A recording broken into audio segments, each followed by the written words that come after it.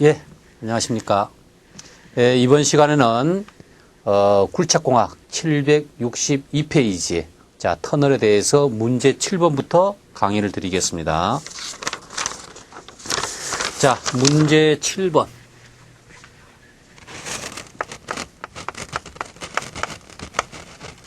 자, 문제 7번은 자, 터널의 구배이죠. 우리가 터널의 구배. 자, 터널의 구배할 적에는 이제 경사도를 얘기하는 겁니다. 경사도. 자, 터널의 구배는 수리 터널 등 특수한 터널을 제외하고는 일반적으로 몇 퍼센트 정도인가?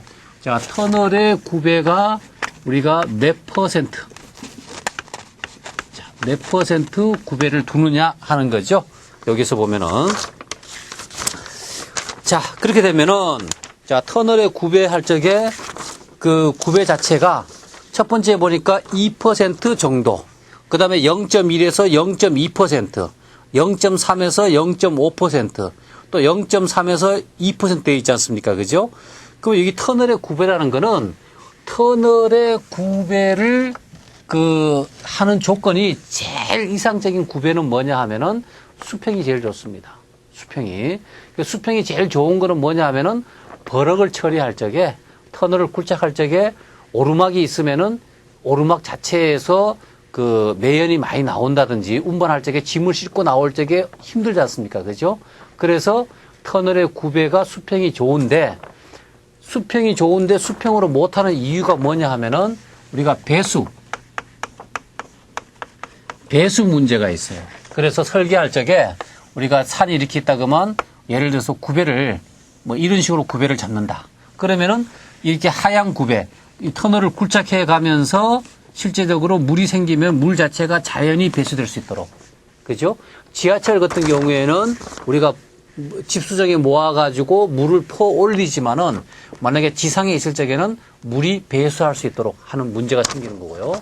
그 다음에 이양한다 그러면은 자, 물도 내려가지만은 우리가 터널이 예를 들어서 덤프 트럭이 버럭을 처리할 적에 들어갈 적에는 짐을 싣지 아니하고 들어갈 적에는 구배가 조금 올라가도 관계가 없고, 그 다음에 짐을 싣고 나올 적에는 구배가 낮게 나오면은 자기 실은 짐에 의해서 고바위를 가는 것보다가 내리막을 가는 게 낫겠죠. 그래서 그 구배가 또 있습니다.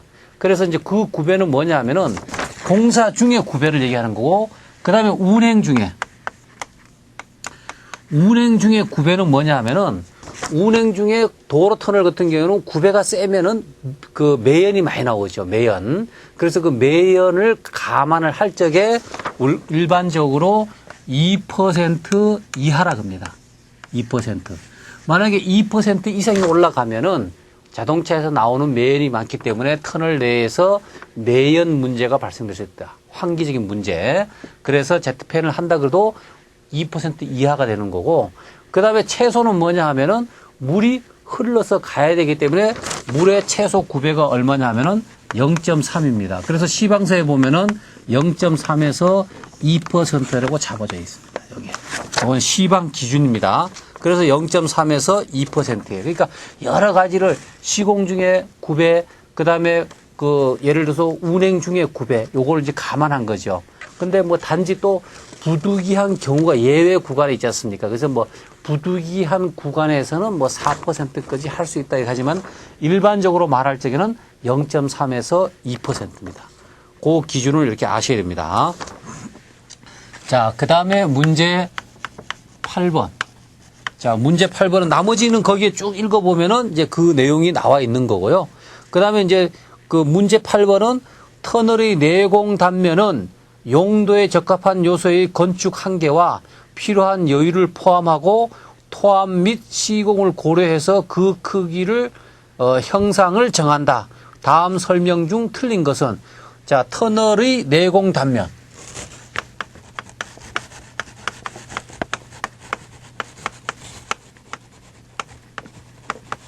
자, 터널의 내공 단면이라는 거는 자, 이제 터널의 내공 단면은 용도에 적합한 소요의 건축 한계와 자, 터널의 내공 단면에서 우리가 건축 한계란 게 있죠. 건축 한계. 그러면 요 건축 한계는 뭐냐 하면은 건축 한계와 필요한 여유. 그다음에 필요한 여유 이렇게 보면은 자, 일반적으로 도로 터널을 한번 봅시다. 도로 터널 보면은 우리가 도로 터널 건축할 적에 터널을 그냥 뚫는 것이 아니고 건축 한계를 이렇게 보는 거죠. 건축 한계를. 자, 건축 한계는 뭐냐 하면은 자, 도로 터널 바닥에서 차가 지나다닌다 그러면은 차에 대한 차폭이 있을 거 아닙니까? 그죠? 그러면 예를 들어서 2차선 도로다 그러면 2차선 도로에서 만약에 중심에서 0.5m 공간을 두고 그다음에 차도 폭이 보통 3.4m 또 3.5m 또는 3.6m 이렇게 되어 있습니다. 요거는 뭐냐면 설계 속도에 따라 가지고 일반 지방도 같은 경우는 3.4m, 그 다음에 일반 국도 같은 경우는 3.5m, 고속도로 같이 시속 100km 정도 되면은 3.6m가 됩니다. 도로 폭이. 그러니까 속도가 빠르면 빠를수록 넓어지는 거죠. 그래서 고속도로를 기준 잡으면은 자, 고속도로는 3.6m 되는 거 아닙니까? 그죠? 그러면 예를 들어서 자, 중앙 차선에 막 일방향이라 그러면은 일방향 센터를 잡고 여기서 3.6m. 그럼 이쪽에 또 3.6m 될 거 아닙니까? 3.6m. 그 다음에 3.6m가 있고, 그 다음에 측방 여유폭이 있어요. 측방 여유폭이 0.75m. 자, 여러분들 고속도로 가면은 옆에 또 뭐가 있습니까? 뭐 사람이 지나다니는 검사원 통로가 있겠죠. 검사원 통로. 요거를 이제 뭐라고 하냐면 우리가 검사원 통로라고 합니다. 자, 검사원 통로가 우리가 보통 볼 적에는 이제 그 사람이 지나다니는 요 폭이 있고 그 다음에 높이가 있습니다. 그 공간을 확보해야 돼요. 자, 이렇게 해서 합치면은 예를 들어서 3.5m, 3.6m, 3.6m 그러면은 뭐 7.2m 잡고 또 폭 잡고 하면은 이 폭 자체가 한 10m가 됩니다. 계략적으로 10m, 폭이 10m 되고요. 그 다음에 높이는 어떻게 되냐? 높이는 차량 높이에 화물차 적재 실은 거 있지 않습니까? 그죠? 그럼 여러분들이 교량에 보면은 교량의 높이고가 뭐 4.5m 이런 거를 보셨을 겁니다. 또는 아니면 4.7m 이렇게 높이고. 요거는 뭐냐 하면은 차량이 지나다닐 적에 짐을 싣고 4.7m 이상이면 못 지나가죠. 근데 간간히 보면 터널에 지나가다가 위에 뭐 지하 통로, 그 지하차도 같은 데 보면은 그 높이 이상의 짐을 실어서 뭐 끓기는다든지 걸리는 경우가 있지 않습니까? 그죠? 그런 거를 잡고 볼 적에 여기 높이가 터널 같은 경우에도 여기에 높이가 뭐 건축 한계 높이가 뭐 4.7m 이렇게. 자, 이까지 이제 확보를 하는 거예요. 여기를 확보한 다음에 자, 터널이 길어. 그러면 환기가 필요하죠. 환기가 필요하면 위에 제트팬을 또 설치하는 제트팬. 제트팬을 설치할 적에 이 제트팬에 이것이 보통 D라 그러는데 이 D가 일반적으로 1250mm입니다. 1250. 보통 1250짜 제트팬을 달면은 이 제트팬의 요 간격이 뭐냐 하면은 0.5D를 확보하는 거예요. 또 위에서 0.5D를 확보를 하는 겁니다. 그럼 요 면이 있죠? 자, 요 면하고 요 바닥 면을 잡고 원을 돌리는 겁니다. 이렇게. 원을 돌릴 적에 만약에 완전 원을 돌리면 이렇게 돌아가겠지만은 이 돌아가면 여기에 사공간이 많아지겠죠?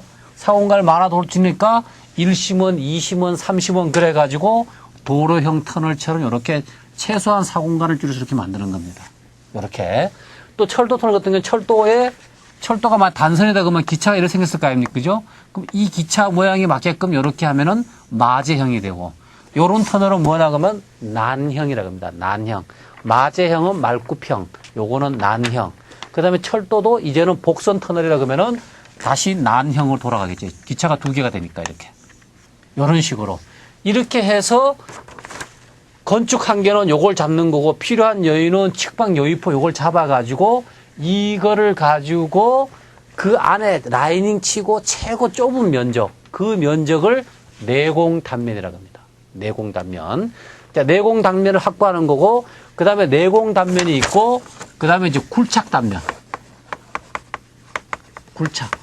자, 굴착단면은 내공단면보다 더 크게 해야 되겠죠? 그럼 굴착단면은 뭐냐 하면은 여기에 우리가 터널에 들어가서 보이지는 아니하지만은 라이닝이 있죠. 콘크리트 라이닝. 콘크리트 라이닝이 보통 얼마냐 하면은 30cm가 됩니다. 그 다음에 콘크리트 라이닝 바깥쪽에는 뭐가 있어요? 쇼크리트가 있죠. 쇼크리트 1차 쇼크리트, 2차 쇼크리트, 3차 쇼크리트가 있잖아요. 그죠? 그래서 1차, 2차, 3차를 합치면은 보통 5cm, 5cm, 10cm 그든지 뭐 5cm, 5cm, 7cm 그든지 집업 패턴이 다 다릅니다. 그래서 보통 예를 들어서 5cm, 5cm, 5cm라고 하면 15cm 되지 않습니까? 그죠? 그러니까 15 내지 15cm다. 그러면 쇼크리트를 3번 뿌린다 그러면 15cm다 그러면은 거기에다가 30 플러스 15 그러면은 45cm가 되죠. 45cm. 그러니까 내공 단면적에 45cm를 더 크게 뚫어 가지고 그 다음에 거기에 뭐 터널을 만드는 거죠. 자, 이렇게 보시면 됩니다. 자, 그렇게 했을 적에 자, 다음 설명 중 틀린 것은 철도나 도로 터널에서는 그 건축 한계 및 필요한 여유를 포함해야 하고 그 시공 방법에 따라 공법에 적합한 단면을 하여야 한다. 당연한 얘기죠. 그 다음에 수로 터널에서는 통수량으로 정해지는 소정의 내공 단면적과 필요한 여유를 가져야 한다. 터널 단면은 토합에 대해서 경제적으로 대응할 수 있는 것으로 보통 30원, 이 원 그릴 적에 아주 경제적인 단면을 구할 적에 R을 많이 돌려. 1심원 그러면은 1심원은 완전 동그라미가 1심원이 되겠죠. 근데 여기에서 보면은 여기 잡고 요렇게 해서 여기 요렇게 원을 돌리고 그다음에 여기는 여기 잡고 요렇게 원 돌리고 요건 여기 잡고 여기 원을 돌리고 그러면은 이거는 3심원입니다. 중심을 몇 번 원 돌릴 적에 몇 번 중심을 여기는 이렇게 또 꺾어야 될까 이렇게 꺾으면은 그러면 여기서 한 번 중심 여기에 2번 중심 그다음 또 내려가서 요거 꺾어주면 또 3번 중심 그러면 3심원이고 더 꺾어주면 4심 5심 하는 거는 터널 단면을 잡을 적에 콤파스로 원을 그릴 적에 몇 번 원을 그리느냐. 옛날에는 콤파스로 했지만 지금은 이제 컴퓨터로 캐드로 하죠. 캐드 작업. 캐드로 원을 그릴 적에 거기에 맞는 내공 단면을 잡는 겁니다. 그래서 보통 3심 또는 5심의 원으로 된 마제형이 사용되며 자, 지질이 양호한 곳에서는 측벽을 수직을 한다. 지질이 양호한 경우에서는 1심 원으로 합니다. 어떻게 하냐 그러면은 예를 들어서 마제형이 수직으로 이렇게 올라가고 수직으로 올라가고 여기 이렇게 원을 그렸다. 그럼 여기에서 여기 잡고 여기서 원을 그려가지고 여기서 직각으로 내려주겠죠. 자, 직각으로 내려주는 거는 안반이 좋으면은 아칭 효과가 없어도 되지 않습니까? 그죠? 아칭 효과를 줄이기 위해서 수직을 주는 거죠. 그렇게 보시면 되고요. 그래서 지금 현재 마제형이 사용되며 지질이 양호한 곳에서는 측벽은 수직으로 한다. 이렇게 수직으로. 이렇게. 근데 이런 터널은 거의 이제 없습니다. 안반이 양호하면 안반 등급, 뭐 1등급일 적에, 그럴 적에는 이걸 쓰겠죠.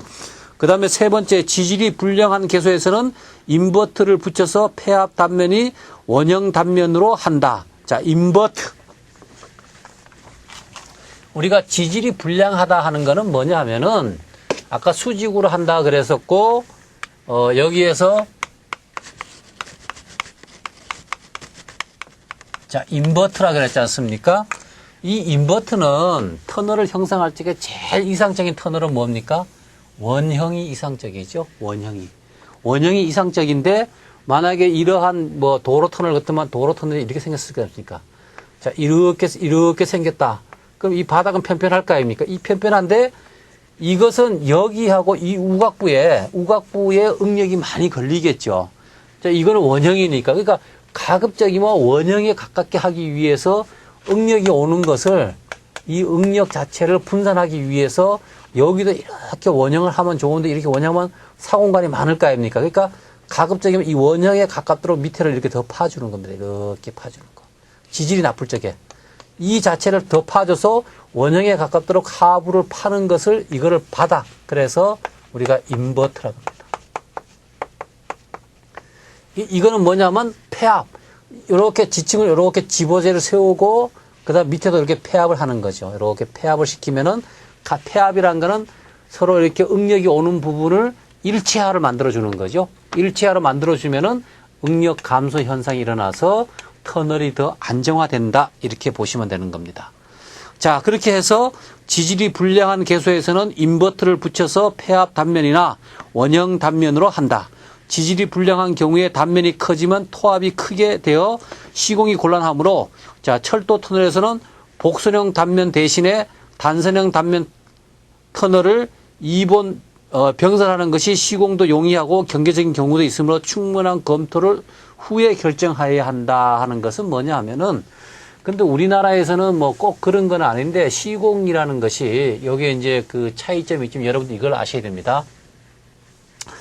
만약에 예를 들어서 외국 같은 경우에는 단선 병렬이다 하는 것은 철도 터널을 이렇게 만들고 이렇게 만약에 이렇게 만들었다. 기차가 이렇게 생겼으니까 이거는 단선 병렬입니다. 예를 들어서 뭐 상행선, 하행선 이렇게 만들 적에 단선 병렬인데 열차는 한 대가 지나가지 않습니까? 만약에 자동차 같이 차선이 많으면은 이렇게 차선이 많으면 이게 두 복선을 하지만 열차 같은 경우에는 자, 이렇게 하는 것이 더 시공이 좋냐 아니면 한 터널을 같이 이렇게 만들어 가지고 열차가 왔다 갔다 하는 게 더 좋냐.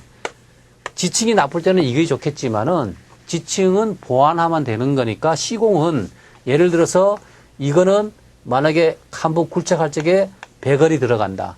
그러면 이것도 굴착할 적에 100원이 들어가겠죠. 그러면 이 공사비는 200원이 들어가는 겁니다. 근데 만약에 이러한 터널을 한꺼번에 뚫으면은 한 막장에서 모든 것이 이루어지기 때문에 이게 200원이 아니고 뭐 0.75 정도로 하든 0.5 정도 해가지고 한 150원 정도면 공사가 되는 거예요. 150원 정도 되면은. 그러니까 실제적으로 이게 더 경제적이다 하는 얘기죠. 근데 또 단점은 뭐냐 하면은 터널 내에 화재가 발생했다. 방제 개념. 자, 방제 개념이 때문에 이거는 원웨이 터널 아닙니까? 터널 내에서 사고가 날 적에 대피할 수 있는 방법이 없잖아요. 그죠? 그 대피할 수 없는 방법이 없으니까 터널이 길 적에는 뭐 사경을 만들어서 사경으로 대피하는 우리 설계를 하는데 이거를 주장하는 사람도 있어요. 이거를 해가지고 예를 들어서 이렇게 횡경을 뚫고 주면은 여기서 터널 내에 화재가 발생되면은 일로 대피하면 되지 않습니까? 그죠? 이렇게 방제 개념이 있는데 근데 철도하고 도로가 있지 않습니까? 개념이 다른 것이 뭐냐 하면은 철도시설공단하고 한국도로공사에서는 방제 개념이 뭐냐면 한국도로공사는 터널이 2개, 쌍굴 터널이 있으면 여기 횡경을 뚫지 않습니까? 그래서 이거는 터널 단면 2개를 뚫는 거는 뭐냐면 여기서 어떤 화재가 발생됐다. 그러면은 자, 도로 터널은 운전자가 각자 운전자입니까? 그죠? 각자 운전자니까 터널 내 화재가 발생되면 빨리 바깥으로 대출할 수 없고 앞에 차가 막히면은 뒤에 차가 같이 다 막힐 거 아닙니까? 그러면 그 사람들이 다 나와서 어디로 가야 됩니까? 이 횡경으로 해가지고 상대방 반대 터널로 가든지 아니면 터널 바깥으로 나오는 수밖에 없지 않습니까? 그죠? 이 터널이 길면은 이 횡경으로 해서 일로 대피를 하는 거죠. 대피를 하는 이 간격이 보통 비상주차되는 750m마다 있습니다. 750m마다. 요거는 터널 설계할 적에 기본 기준입니다. 기준이고 또 경쟁 설계할 적에는 노인네들나 고려를 해가지고 750m가 아니고 뭐 500m나 400m마다 횡경을 두는 경우가 있습니다. 근데 횡경을 많이 두면은 공사비가 그만큼 증액이 되겠죠. 여러분들 가면은 그 긴 장대 터널을 가보면은 요 비상 뭐 대피소 해가지고 저 횡경으로 빠지는 게 있지 않습니까? 그죠? 그게 여기 횡경입니다. 750m마다 있다라고 보시면 됩니다. 근데 철도는 왜 이렇게 안 하냐? 그러면 이렇게 복선터널 이렇게 경부고속도로 이렇게 하지 않습니까? 그죠? 그 철도는 기본적인 원칙이 뭐냐 하면은 터널 내에서 화재 발생됐다. 그러면 이거는 운전자가 기관사 한 명밖에 없죠? 그러니까 열차 안에 소화기를 준비하고 터널 내에서 화재가 발생되면은 빨리 열차를 바깥으로 이동해서 끌고 나오는 것이 기본 원칙이라고 하더라고요. 그러니까 조금 개념이 다른 겁니다. 그러니까 요런 거 하는 것보다는 요렇게 하는 것이 더 경제적이다. 이렇게 볼 수가 있는 거죠. 그러니까 도로 터널의 장대 터널 개념하고 철도 터널의 장대 터널하고는 개념이 좀 다릅니다. 다르다는 것만 알고 계시면 되고요.